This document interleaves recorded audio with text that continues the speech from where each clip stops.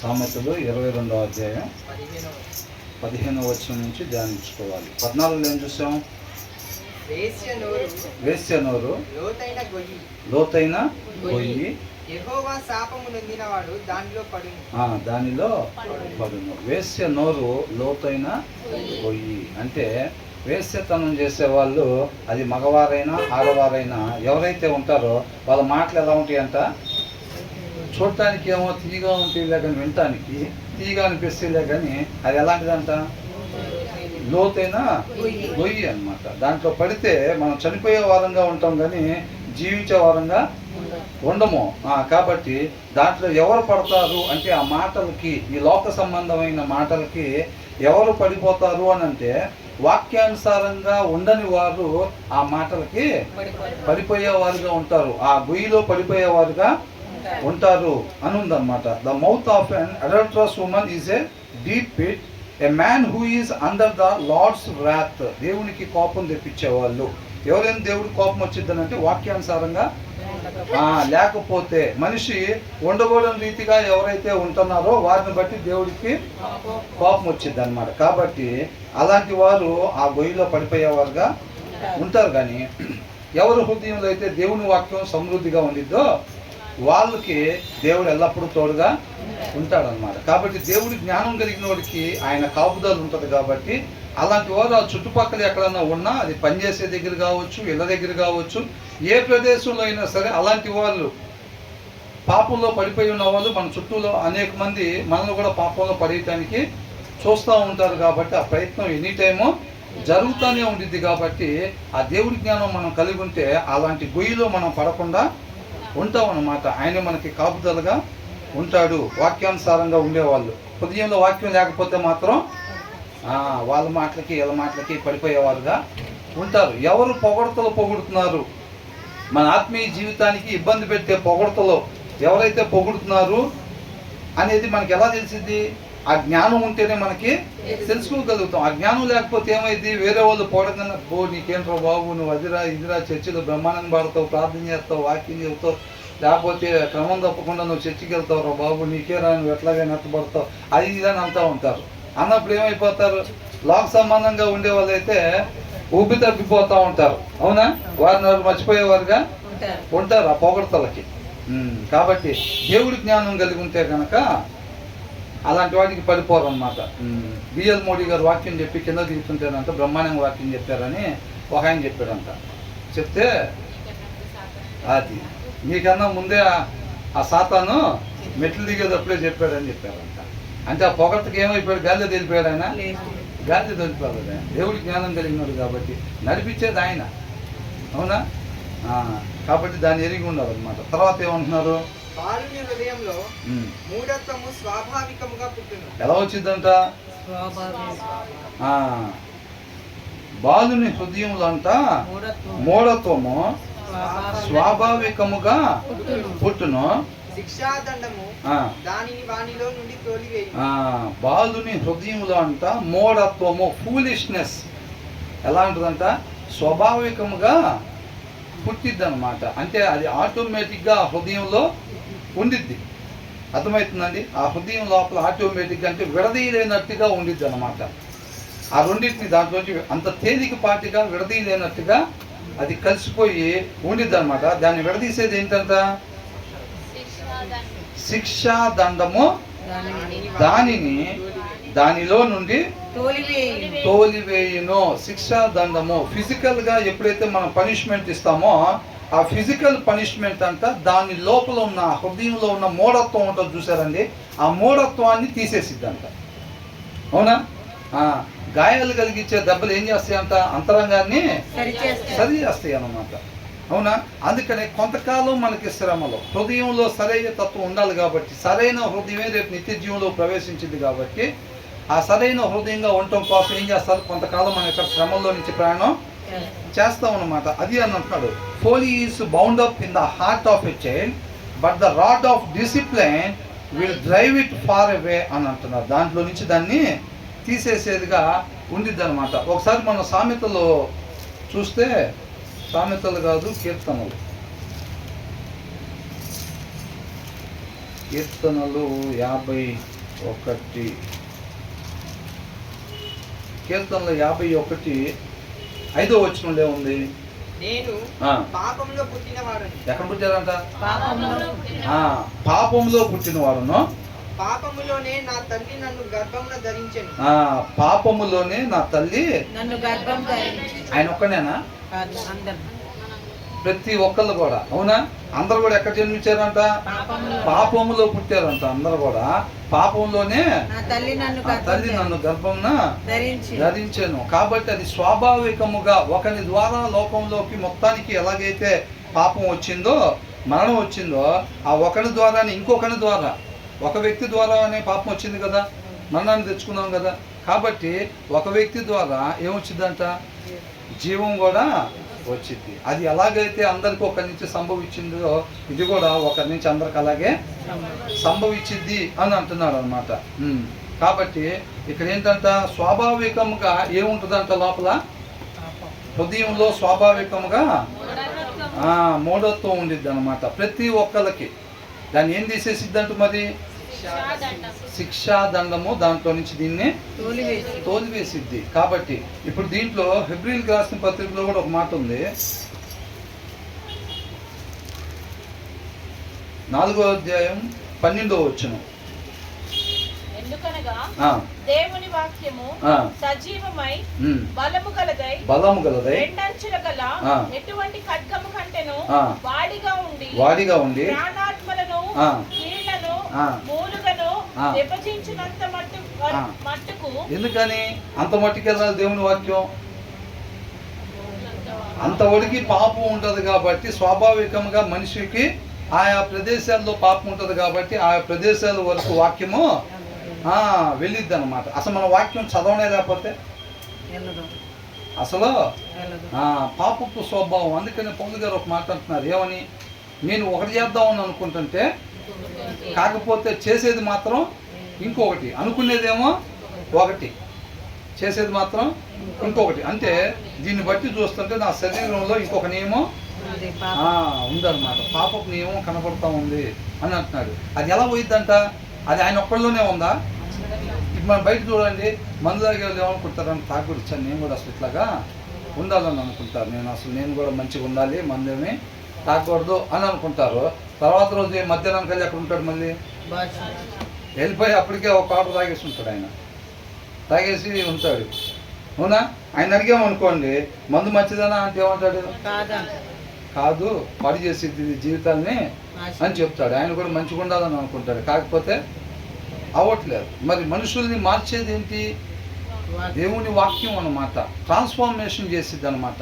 ఆయన పోలికలోకి మనం పోగొట్టుకున్న స్వరూపం, పోలిక ఏదైతే ఉందో ఆ పోలికలోకి, ఆ స్వరూపంలోకి మార్చేది దేవుని వాక్యం అన్నమాట. అదే అంటున్నాడు, పోగొట్టుకున్న దగ్గరికి మనం ఏ స్థితిలో నుంచి అయితే జారిపోయామో, పడిపోయామో, ఆ స్థితిలోనికి మరలా తీసుకెళ్ళగలిగేది దేవుని వాక్యం కాబట్టి అక్కడికి నేనే మార్గం అంటున్నాడు ఆయన.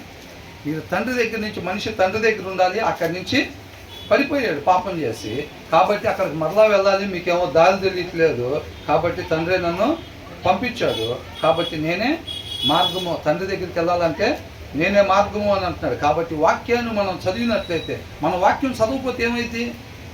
మనం నీళ్ళలో మునిగి లేచినా సరే మన వాక్యం చదవకపోతే ఏమవుతుందంటే స్వాభావికముగా ఆ పాపము పనిచేసే పరిస్థితి. కాబట్టి మనం ఏం చేయాలంటే దేవుని వాక్యం ఎల్లప్పుడూ చదవాలన్నమాట. ఎప్పుడు చదవాలి?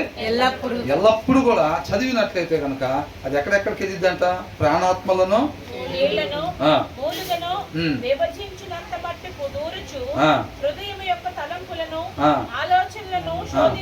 చూసారండి. అక్కడి నుంచి మంచి ఆలోచనలు ఆ హృదయంలో నుంచి, ఆ హృదయంలో ఆ తలంపుల్లో మంచి మాత్రమే వచ్చేటట్టుగా ఆ దేవుని వాక్యం చేసిద్ది అనమాట.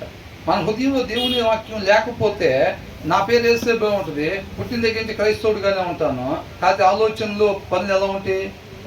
పాపానికి సంబంధించినవిగా ఉంటాయి. అది మన వలన అయ్యేది కాదు, వాక్యమై ఉన్న దేవుడి వలననే అది సాధ్యపడిద్ది. అందుకే అన్నాడు నేనే మార్గం అన్నాడు. నేనే మార్గం. మీరు గట్టిగా పిడికిలు బిగించుకొని ట్రై చేస్తే మీ వల్ల కూడా అయిద్దని అంటున్నారా? ఎవరి వల్ల అది కాదు, అది దేవుని వల్ల మాత్రమే అది అయిద్ది. దాని తర్వాత ఏమంటున్నారో వచ్చిన తర్వాత, మరియు మరియు ఆ, ఆయన దృష్టికి కనపడని సృష్టము ఏదియూ లేదు. ఏంటంట కొన్ని పాపం ఒక మూల దగ్గర దాక్కోటానికి ఉండిద్దా? మన బాడీలో ఎక్కడన్నా ఒక కార్నర్లో దాక్కొని దేవుని వాక్యానికి దొరకకుండా చక్కగా దాని మన ఏలటానికి కుదిరిద్ది? అది కుదరదు. ఆయన దృష్టికి అంటే ఆ వాక్యానికి మనం ఏదైతే ఆ వాక్యము చదవటం ద్వారా ఆ వాక్యం వినటం ద్వారా మన హృదయంలో దాన్ని చేర్చుకుంటాం కదా. అది పోయిన హృదయం అనంతా ఎక్కడెక్కడ ఏ ప్రదేశాల్లోకి వెళ్ళిద్దో చూస్తున్నారు కదా. ఆ ప్రదేశాల్లోకి వెళ్ళి ఆ వాక్యం అయిన దేవునికి కనపడకుండా ఎక్కడ కూడా ఏ సృష్టం కూడా దాగి ఉండలేదు అని అంటున్నాడు అనమాట. అది ఒక పక్కన దాక్కోవటానికి దేవుడు మొత్తం ఎత్తికే. ఇప్పుడు మనం ఏమంటాం, ఆ పక్కన పెన్నులు తీసుకురా అంటే పిల్లలు పోయి ఏం చేస్తారు? కనపడలేదు అంటారు. జాగ్రత్తగా ఎత్తుకంటే మళ్ళీ పోయి కనపడలేదు అంటారు. ఒక్కోసారి మనం కూడా పోయినా కనపడదు. దేవుడికి కూడా అంతే ఉండిద్దా? లేదు. మనం దాన్ని చక్కగా చదివినట్లయితే మన శరీరంలో ఎక్కడ కూడా, అందుకనే దావీదు ఏమంటున్నాడు, నాలో నీకు ఆయాస్కరమైంది ఏదన్నా ఉంటే ప్రభా నేను చేయబెట్టి తీసిస్తాను, దాన్ని శుభ్రంగా అడిగంటున్నాడా? ఏమంటున్నాడు? నువ్వు చూడు ప్రభా నా కళ్ళకి. కాబట్టి అట్లాగే అంటున్నాడు ఆయన. ఏమంటున్నాడు? ఆయన దృష్టికి కనపడిన సృష్టము మనం ఎవరికి ఒప్పచెప్పవలసి ఉన్నదో ఆ దేవుని కన్నులకు సమస్తమును మరుగులేక తేటగా ఉన్నది. చూసారా, మనం ఎవరికి లెక్క అప్పు చెప్పాలో అంట ఆయనకి సమస్తం కూడా తేటగా బోదరుగా చోరెవరు ఉన్నట్టున్నారు అన్నట్టు కనపడిద్దా? స్పష్టంగా తేటగా కనపడిద్ది. కళ్ళు కనపడడం మనం వెతుకులాడే కన్నా ఆయన ఎతకనీయటం మంచిదా కదా. కాబట్టి మనం ఏం చేయాలంట? మరి ఆయన ఎతకనీయటం అంటే ఏంటి? మన హృదయంలో సమృద్ధిగా దేవుని వాక్యం ఉండనీయాలి, మన హృదయాన్ని ఏలనీయాలి. సమస్తం అన్నమాట. మన పూర్ణ హృదయంతో పూర్ణ ఆత్మతో ఆయన్ని పూర్ణ మనసుతో ప్రేమించేవారుగా ఉండాలి. ఆయనకి అప్పు చెప్పాలి సమస్తం. డ్రైవింగ్ సీట్లో నేర్పించే వాళ్ళు ఒక్కోసారి ఏం చేస్తారు, సగం వీళ్ళు సగం వాళ్ళు కూర్చుంటారు. అవునా? అట్లా కూర్చోకూడదు. మనం పూర్తిగా ఆయనకి అప్పు చెప్పాలి. అట్లా అప్పు చెప్పినట్టయితే ఖచ్చితంగా ఆయన యుద్ధం చేసి మనకి జయాన్ని అప్పగించేవాడుగా ఉంటాడు అనమాట. కాబట్టి ఆయనకి ఒక్కరికే కాదండి, ప్రతి ఒక్కరికి కూడా ఎలా ఉంటుందంట, స్వాభావికముగా మూఢత్వము పుట్టును, శిక్షాదండము దానిని. కాబట్టి ఆయన కృపను బట్టి ఆయన మన కొన్ని పరిస్థితుల్లో నుంచి పంపిస్తాడనమాట. అర్థమవుతుందండి? ఇప్పుడు పాము కుసం ఇసిద్ది చూసారా? అదేం చేసిద్ది?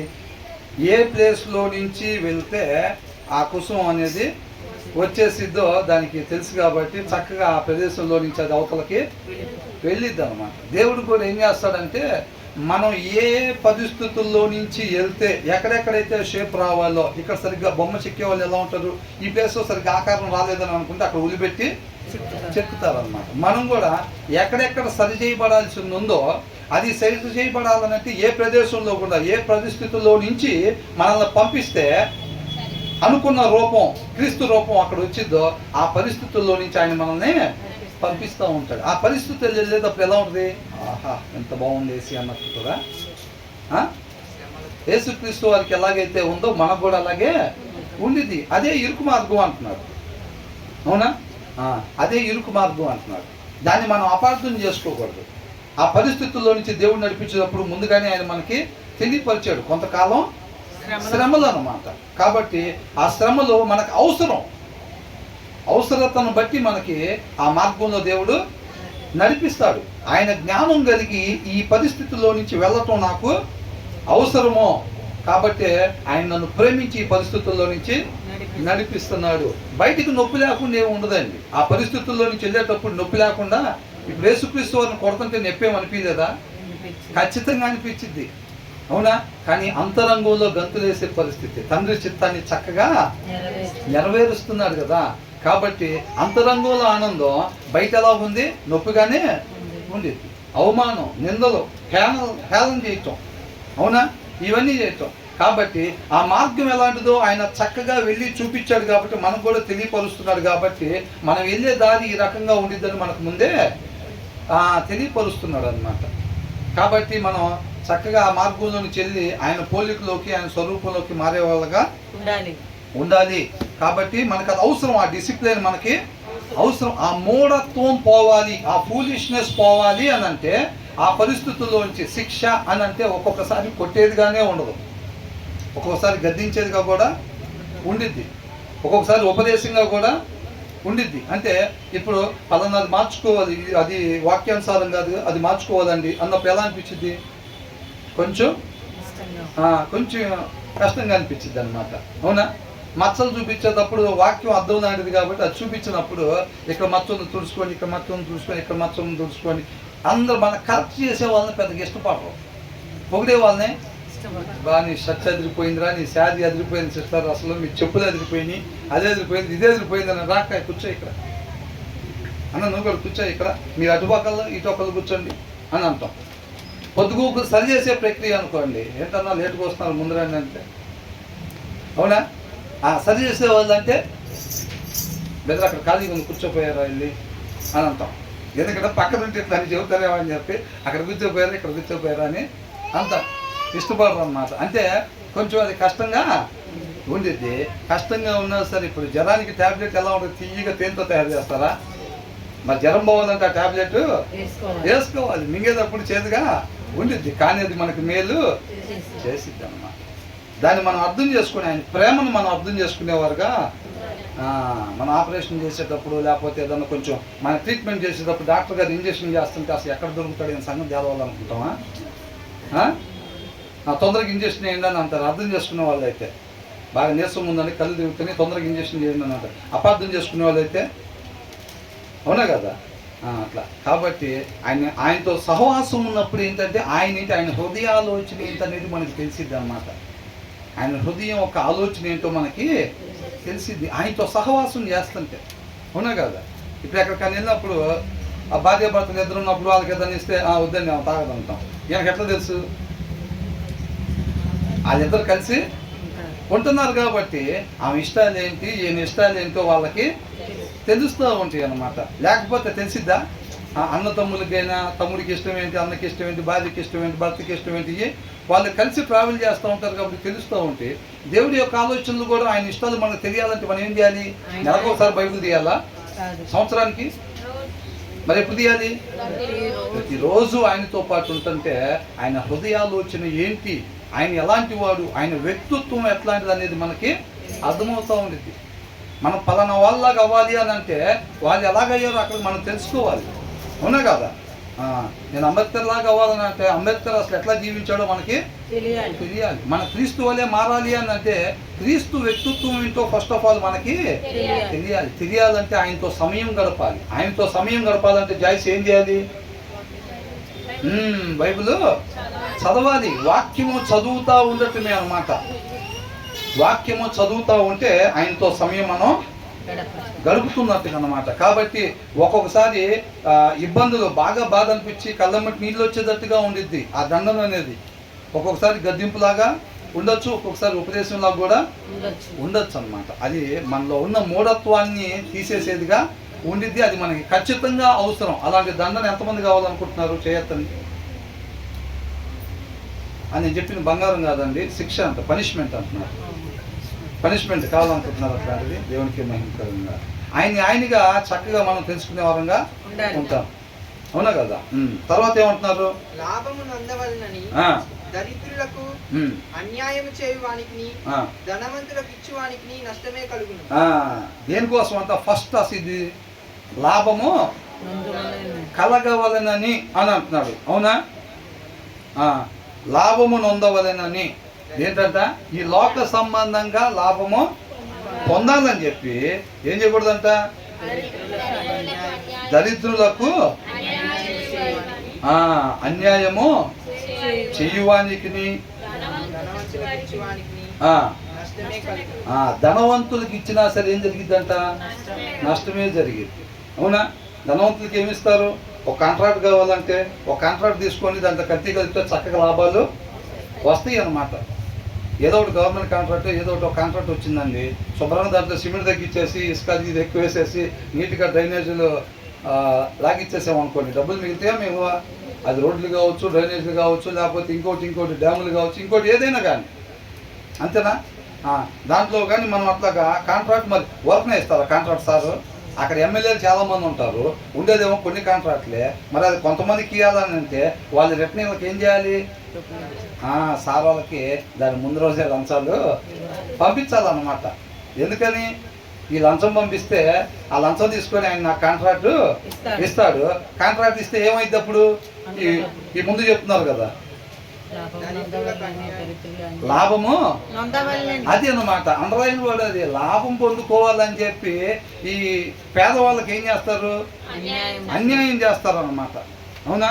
ప్రతి దాంట్లో ఇప్పుడు గవర్నమెంట్ అనేది ఉండేదే పేదవాళ్ళ కోసం అండగా ఉండిద్ది అన్నమాట. అర్థమవుతుందండి? పేదవాళ్ళ కోసం అండగా ఉంటుంది. వాళ్ళు కాంట్రాక్ట్ ఇచ్చినప్పుడు వీళ్ళు లూటీ చేస్తూ ఉంటారు మధ్యలో. పేదవాళ్ళకి బియ్యం ఇవ్వమంటే దాంట్లో కూడా లూటీ ఉండిద్ది. లేదు ఏదన్నా పథకాలు ఇవ్వమంటే దాంట్లో కూడా లూటీలు ఉంటాయి. అంటే ఎవరికి చెందాల్సినవి అవన్నీ? పేదవాళ్ళకి వెళ్ళాల్సినవి. కాకపోతే వీళ్ళు దేనికోసం మరి లూటీ చేస్తారు? లాభం పొందుకోవాలని లూటీ చేస్తారంట. పేదవాళ్ళకి అన్యాయం చేస్తున్నారు. అట్ ద సేమ్ టైము మరలా ధనవంతులు కూడా ఏం చేస్తున్నారంట? ధనవంతులకు కూడా లాభాలు ఇస్తున్నారనమాట. వీళ్ళు లాభం పొందుకోవటం కోసం వీళ్ళు ఏం చేస్తున్నారు? ఒకసారి మనం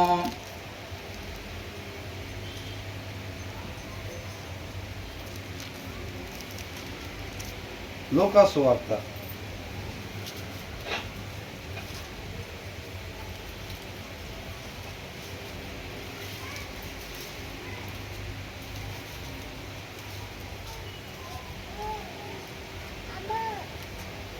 14వ అధ్యాయం.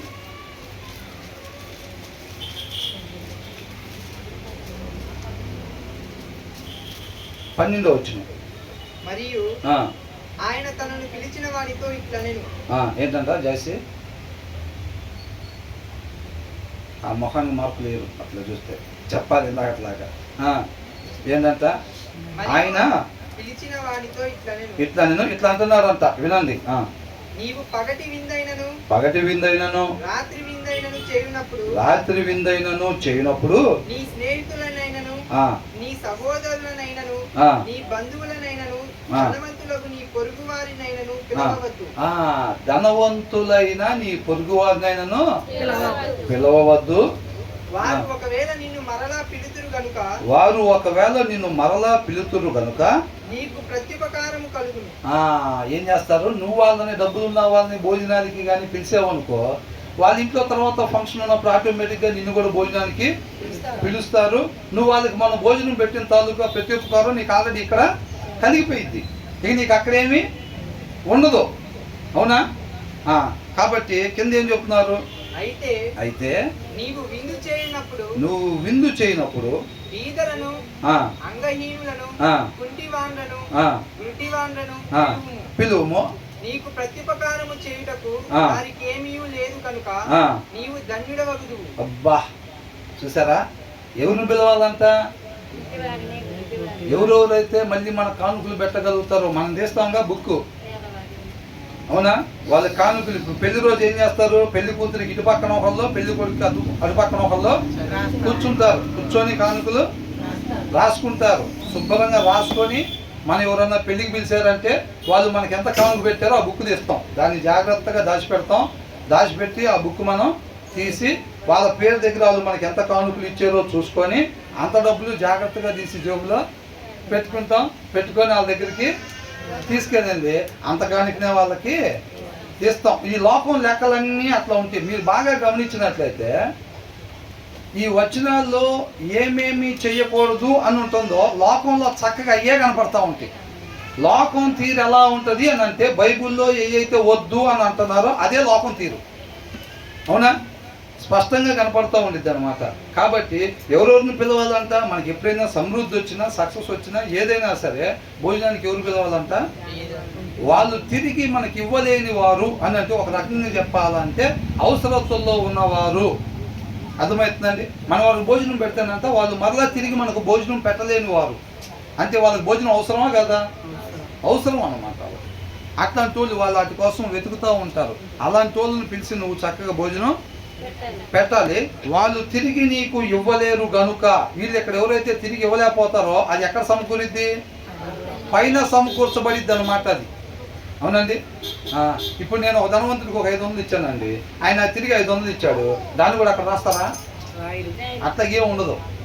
ఎవరైతే తిరిగి ఇవ్వలేకుండా ఉంటారో వాళ్ళక్కడ దాచబడిద్ది అనమాట ధనం.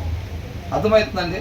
కాబట్టి అప్పుడు మనం ఎవరంట ధన్యులము అని అంటున్నారు అనమాట. అర్థమవుతుంది? తర్వాత ఏమంటున్నారు? నీతిమంతుల పునరుద్ధానమందు నీవు ప్రత్యుపకారం పొందువని చెప్పాను. పొందుదు అని నీతిమంతుల పునరుద్ధానమందంట మనం దానికి సంబంధించిన ప్రత్యుపకారం అప్పుడు పొందుకుంటాం అన్నమాట. అర్థమవుతుందండి? మనం ఏం చేస్తాం? డబ్బులున్న వాళ్ళకే చక్కగా వాళ్ళకి భోజనానికి పిలుస్తూ ఉంటాం. ఇప్పుడు ఫర్ ఎగ్జాంపుల్ నాకు సమృద్ధిగా ఉందనుకోండి, నా స్నేహితులు కూడా ఇంచుమించుగా అలాగే ఉంటారు. నేనేం చేస్తానంటే, నేను ఫంక్షన్ చేసుకుంటే వాళ్ళని పిలుస్తాను, అలాగే ఇంకొకరిని పిలుస్తాను, పిలుస్తాను. వాళ్ళు చక్కగా నాకు కానుకలు తీసుకొచ్చి ఇస్తారు. నేను వాళ్ళకి భోజనం పెడతాను, మరలా వెళ్తాను. వాళ్ళ ఇంట్లో ఫంక్షన్ అయితే వాళ్ళు నన్ను పిలుస్తూ ఉంటారు. ఈ లోక పోకడ మొత్తం అలా ఉండిద్ది అనమాట. వీళ్ళని ఎవరన్నా పిలిచేవారు ఉంటున్నారా? వీళ్ళని ఎవరు కూడా పిలిచేవారుగా ఉండరు. మహా అయితే ఒకవేళ ఎవరన్నా పిలవకపోయినా భోజనాలు జరుగుతున్నాయి పలానా దగ్గర అని పేదవాళ్ళ ఆహారం కోసం వచ్చినా సరే వాళ్ళు ఏమంటారు, మీరు ఇప్పుడే కాదు లాస్ట్లో మేము పిలుస్తాం, అప్పుడు దాకా అక్కడ కూర్చోండి, ఎదురు కూర్చోబాకండి, అక్కడ కూర్చోండి. మీరు మొత్తం అయిపోయిన తర్వాత ధనవంతులంతా మంచి మంచి ఆహారం అంతా శ్రేష్టమైంది తినేసిన తర్వాత మిగిలిపోయింది ఏదైనా ఉంటే మేము ఎలాగో పడేయాలి కాబట్టి ఆ టైంలో మీకు చెప్పేసి వెళ్ళిపోతాడు, వానరు వెళ్ళిపోతాడు అప్పటికి. అవునా? వానరు దానికి సంబంధించిన వాళ్ళు మొత్తం వెళ్ళిపోతారు, మెయిన్ వాళ్ళు. ఎందుకంటే వీళ్ళు ఎన్నిక లేని వాళ్ళు కాబట్టి. ఇక క్యాటరింగ్ ఇచ్చిన వాళ్ళు ఉంటారు చూసారా, వాళ్ళు ఇక తీసి పడేసే దాని బదులుగా ఆ మిగిలింది ఏంటంటే వచ్చిన కాడికి వాళ్ళకి పెట్టేసేయండి అని అంటారు. వాళ్ళు తినేసి వెళ్ళిపోతూ ఉంటారు అనమాట. కాబట్టి మనం ఎలా చేయాలి? ఇవ్వగలిగిన వాళ్ళకే తిరిగి ఇచ్చేది. ఎవరైనా డబ్బులు అడిగితే మనం ఏం చేస్తాం జనరల్గా? ఫస్ట్ ఆలోచించేది ఏంటి? వాడు ఇవ్వగలరా లేదా, వాడు ఇవ్వగలరా లేదా అనేది మనం చూసుకుంటాం అన్నమాట. వాళ్ళు ఇవ్వలేడు అనుకుంటే ఏదో ఒక సాకు చెప్తాం. వాడు ఇవ్వగలరా బాబు అని అనుకుంటే, వాళ్ళకి ఇంకా వాళ్ళకి అవసరం ఉందిరా బాబు అనుకుంటే, అవునా, శుభ్రంగా ఇచ్చే వారంగా ఉంటాం అన్నమాట. తర్వాత ఏమంటున్నారు? ఆయనతో కూడా భోజన పంక్తిని కూర్చుండిన వారిలో ఒకడు మాటలు విని దేవుని రాజ్యంలో భోజనము చేయవాడు ధన్యుడని ఆయనతో చెప్పగా ఆయన అతనితో ఇట్లనెను, ఒక మనుషుడు గొప్ప విందు చేయించి ఇక్కడికి వచ్చేసాను, సామెతల్లోకి వచ్చాను. చెవియొగ్గి. కాబట్టి ఇప్పుడు మనం చూసిన దానికి ఏంటంట, ఏం చేయాలి? 16వ వచనం, లాభము నొందబలనని దరిద్రులకు అన్యాయము చేయవాలను. అర్థమవుతుందండి? ఎక్కడ లాభం? ఇప్పుడు ఈ లోక సంబంధమైన లాభం అన్నమాట. అది ఆత్మీయ లాభం కాదు. దరిద్రులకు అన్యాయం అని అంటే ఇప్పుడు ఈ కోటా బియ్యంలో లేకపోతే గవర్నమెంట్ కాంట్రాక్టులో పేదవాళ్ళకి ఇమ్మన్న దాంట్లో నొక్కేసేస్తా ఉంటే ఇప్పుడు వాళ్ళకి ఏం చేశారు? దరిద్రులకు అన్యాయం చేశారా, మేలు చేశారా? అన్యాయం చేశారు. అన్యాయం చేసినప్పుడు వాళ్ళకి లోక సంబంధంగా లాభం మిగిలిద్ది. అయితే వాళ్ళకి ఏమొచ్చిందంట? లాస్ట్లో ఏం రాస్తుంది? నష్టమే కలుగును. ఏం నష్టం అంట? Whoever oppresses the poor to increase his own wealth or gives to the rich. ఎవరైతే వీళ్ళని అణిచివేస్తారో పేదవాళ్ళని, at the same time and gives to the rich, ధనవంతులకు ఇస్తారు కదా, లంచాలుగా ఇచ్చి ఇంకా డబ్బులు సంపాదించడానికి కాంట్రాక్టులు కావచ్చు దానికోసం పొందుకుంటారో, వీళ్ళు ఓన్లీ కమ్స్ టు పావర్టీ, లేమితనం. ఏ లేమితనం అంట? వీళ్ళకి ఇక్కడ డబ్బున్న వాళ్ళకి ఇస్తే వాళ్ళ కాంట్రాక్ట్లు ఇస్తారు, ఇక్కడ బాగా డబ్బులు వస్తాయి. ఈ పేదోళ్ళకి పంపించాల్సినవి కానీ వీళ్ళు నొక్కేసినట్టయితే కనుక ఇక్కడ బాగానే డబ్బులు వస్తాయి. వీళ్ళకి లేమితనం ఇక్కడ ఏమీ కలగదు, ఇక్కడ ధనవంతులుగానే ఉంటారు. అర్థమవుతుందండి? వాళ్ళు కాకపోతే ఇంకొకరికి డెవలప్ అవ్వరు. అవునా కదా? కాబట్టి ఖచ్చితంగా వాళ్ళు లోక సంబంధంగా బాగా కోట్లు సంపాదించేవారుగా ఉంటారులే కానీ ఆత్మీయంగా వాళ్ళు ఎలా ఉంటారంట? లేమితనం కలిగి ఉంటారు. రేపు అకౌంట్లో ఎంత ఉండిద్దంట? వాళ్ళకి జీరో. అకౌంట్లో జీరో. వాళ్ళకి అన్యాయం చేసిన తాలూకా మొత్తం కూడా బుక్లో రాస్తారు. రేపు ఆయనకి లెక్క అప్పచెప్పాలి. వీళ్ళు చేసిన ప్రతి అన్యాయం కూడా రేపు రోజు ఎక్కడికి తీసుకెళ్ళిద్ది? నిత్య నరకాగ్నికి తీసుకెళ్ళిద్ది. న్యాయం తప్పేటట్టుగా దానికి సమర్థులు ఎవరో చూసుకొని వాళ్ళకి ఇవ్వకుండా వీళ్ళకి లంచాలు పంపించి ఆ కాంట్రాక్ట్ మనం వచ్చేటట్టుగా చూసుకొని, దాని వెనకాల ఉద్దేశం ఏంటి? పోనీ ఈయనకన్నా కాంట్రాక్ట్ ఇస్తే బాగా మేలు చేయటానిక? అలాంటి ఉద్దేశం అయితే దేవుడి మీద ఆధారపడితే దేవుడే దయచేస్తాడు అనుకుంటాడు కదా. ఈయన కానుకలు ఎందుకు ఇచ్చాడు ముందు? ఈయన కానుకలు ఇవ్వకూడదు కదా న్యాయం ప్రకారంగా. ఈయన కానుకలు ఇచ్చాడు అంటే న్యాయానికి విరుద్ధంగా ఈయన చేశాడు. ఈయనకు ఆ కాంట్రాక్ట్ అంటే దాని వెనకాల ఈయనకు దురుద్దేశం ఏదో ఉంది. వస్తే ఏం చేస్తాడు అప్పుడు ఆ కాంట్రాక్ట్? లాభాన్ని సంపాదించుకోవటం కోసం అన్నమాట. కాబట్టి మనం ఆయనగా తెలుసుకోవటం అంటే మనం కూడా ఏం చేస్తామంటే చాలామంది డబ్బులు ఉన్న వాళ్ళుగానే ఉంటారు. మనం ఏదైనా చేసుకుంటే వాళ్ళకి ఇవ్వటం, ఉన్న వాళ్ళకి పెట్టడం.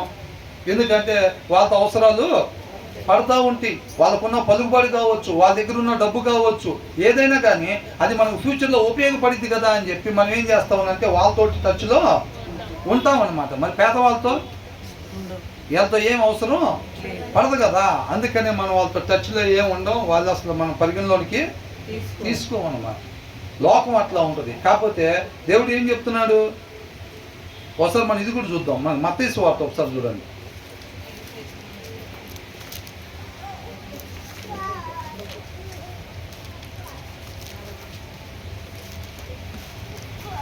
మత్తయి సువార్త 25వ అధ్యాయం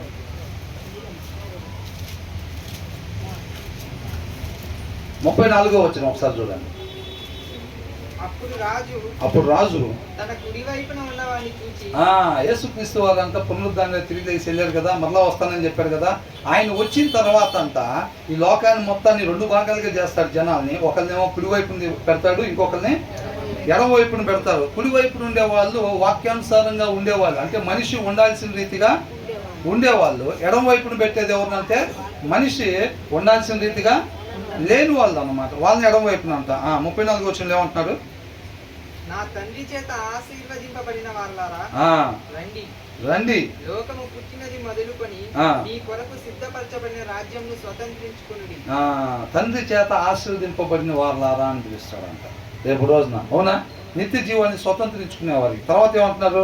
నేను ఆకలి గొంటిని, మీరు నాకు భోజనము పెట్టితిరి, దప్పి గొంటిని, నాకు దాహం ఇచ్చి. అది ఇక్కడ ఏమంటున్నారండి? నేను ఆకలి గొంటిని అని అంటున్నాడు. అవునా? మీరు నాకు ఆహారం పెట్టారు అని అంటున్నాడు. అంటే ఆకలిగా ఉన్న వాళ్ళకి పెట్టారంట, లేకపోతే ఆల్రెడీ సమృద్ధిగా ఉన్న వాళ్ళకి పెట్టారంట? ఆకలిగా ఉన్న వాళ్ళకి, అలుపులకి, అవసరతల్లో ఉన్న వాళ్ళకి పెట్టాలంట. అర్థమవుతుందండి? మనకు తెలిసిన నలుగురు డబ్బులు ఉన్న వాళ్ళే అయితే వాళ్ళతోటి ఇక మనం ఎప్పుడు ఏది చేసుకున్నా కానీ, ఎప్పుడు ఏ డబ్బులు ఇస్తున్నా, ఎప్పుడు ఏ ఫంక్షన్ జరుగుతున్నా కానీ శుభ్రంగా పోయి ఆ డబ్బులు ఉన్న వాళ్ళని పిలుచుకుంటా వాళ్ళతోటే మనం ఫెలోషిప్ చేసుకుంటా ఉంటే సరిపోయిందా? దేవుడు అందుకే నా పంపించింది కాదు కదా.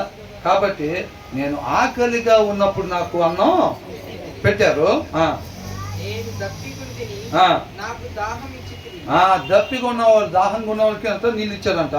పరదేశినై ఉంటిని, నన్ను చేర్చుకొంటిని, దిగంబరినై ఉంటిని, నాకు బట్టలిచ్చితిరి, రోగినై ఉంటిని, నన్ను చూడవచ్చితిరి.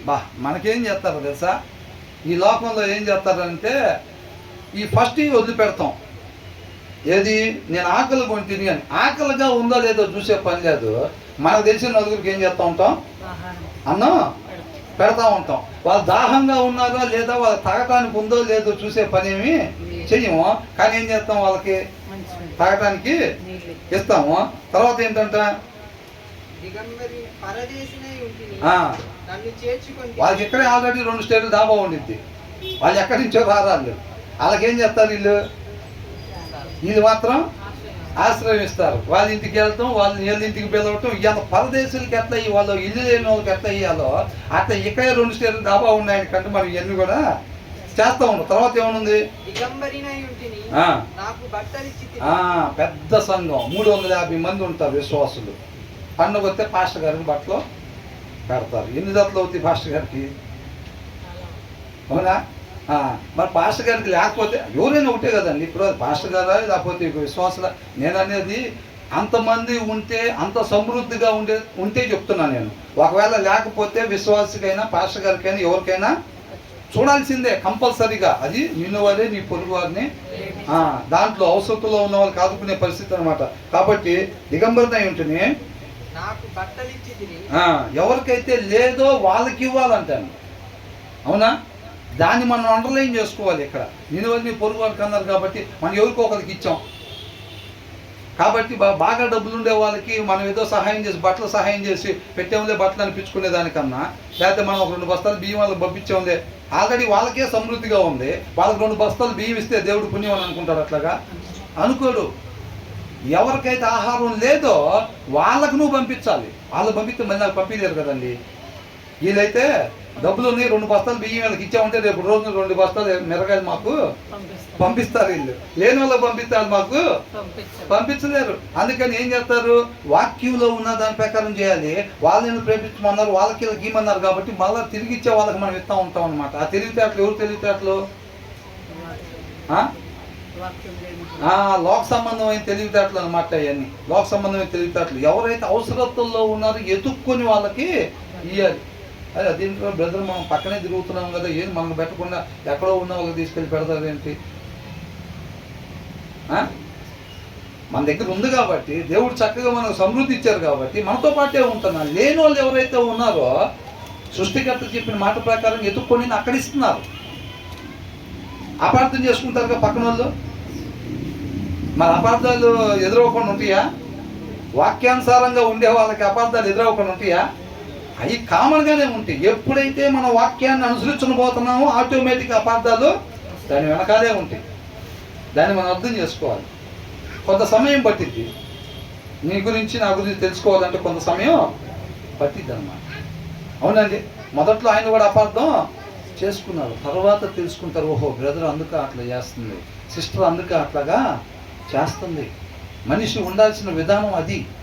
అయితే మనం కూడా అలాగా చెయ్యాలి అని అనుకుంటారు. తర్వాత ఏమంటారు, రోగినై ఉంటిని నన్ను చూడవచ్చితిరి, చెరసాలలో ఉంటిని నా యొద్దకు వచ్చితిరని చెప్పును. చెరసాలలో ఉంటేనే మనం పోవాలి. మనం ఏం చేస్తాం, ఖాళీ టైం దొరకగానే సిస్టర్ వాళ్ళ ఇంటికి వెళ్ళిపోతాం. ఖాళీ టైం ఉంటే బ్రదర్ వాళ్ళ ఇంటికి వెళ్ళిపోతూ ఉంటాం. వాళ్ళు ఎలా ఉండాలి, మనం వెళ్ళాలంటే కొద్దిగా టైం స్పెండ్ చేసి రావాలంటే అది ఎట్లా ఉండాలి?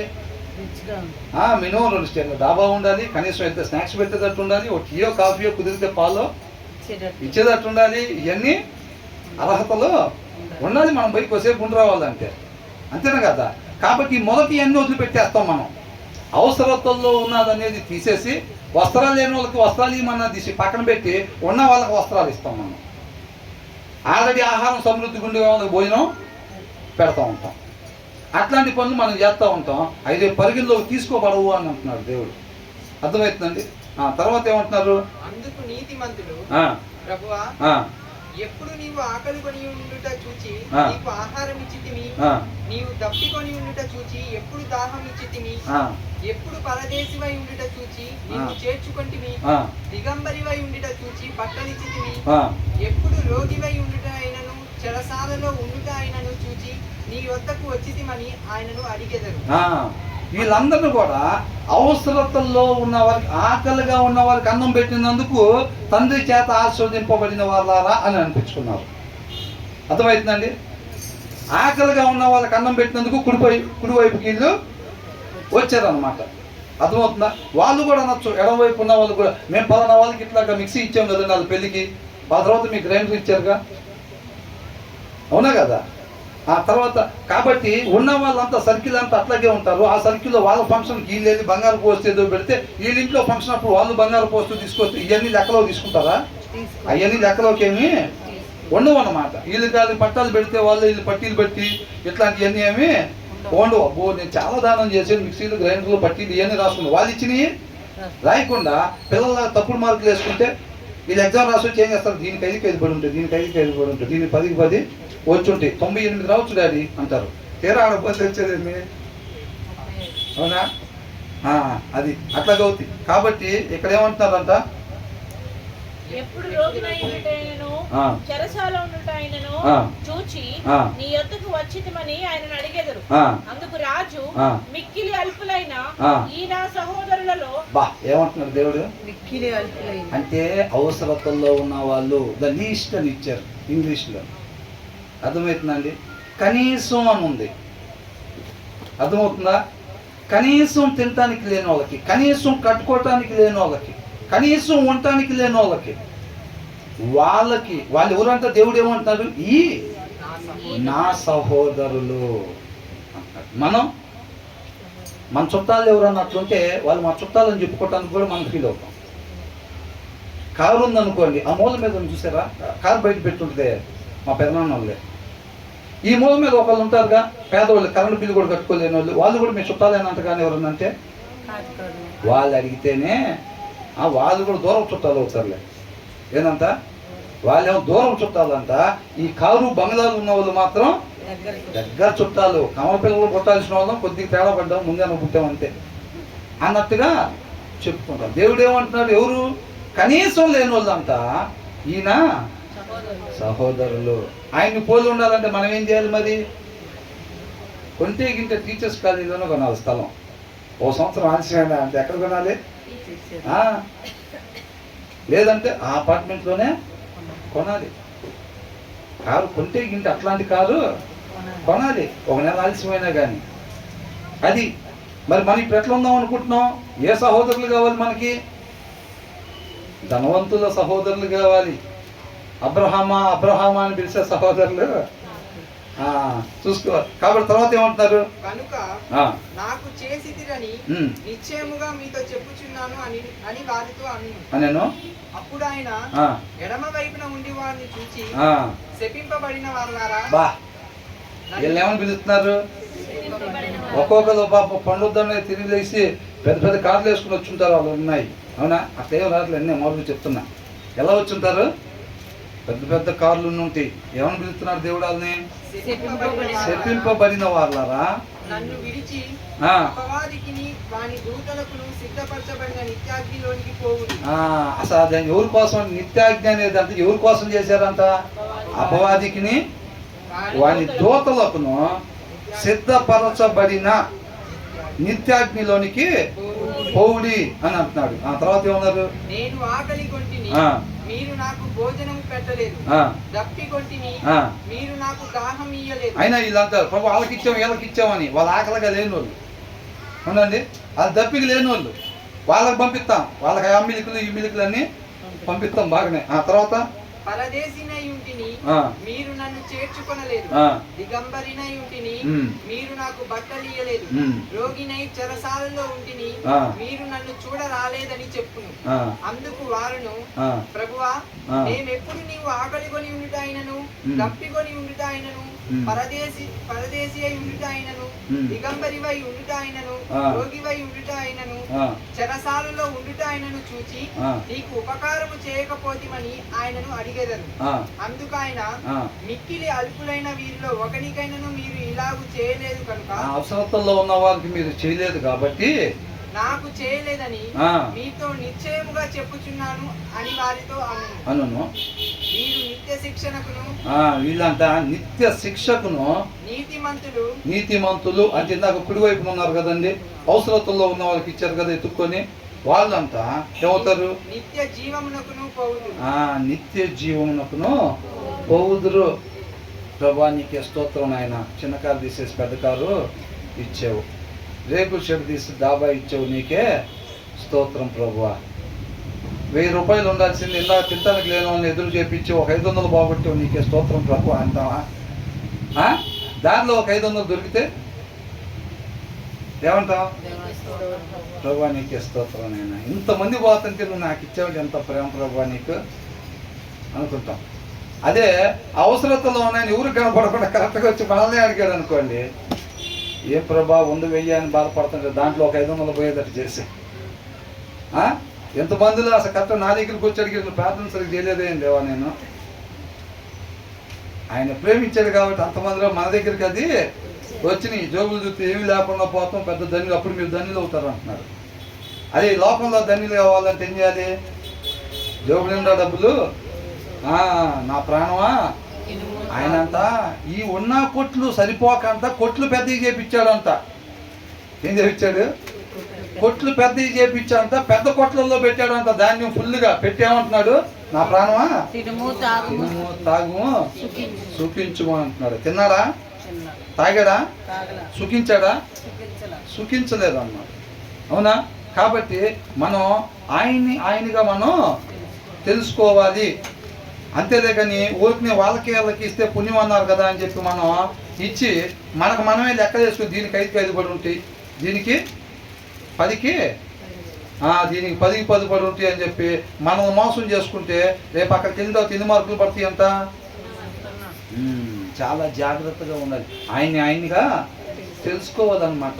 మన చుట్టాలకి పెట్టమంటే బాక్సులు పెడతాం.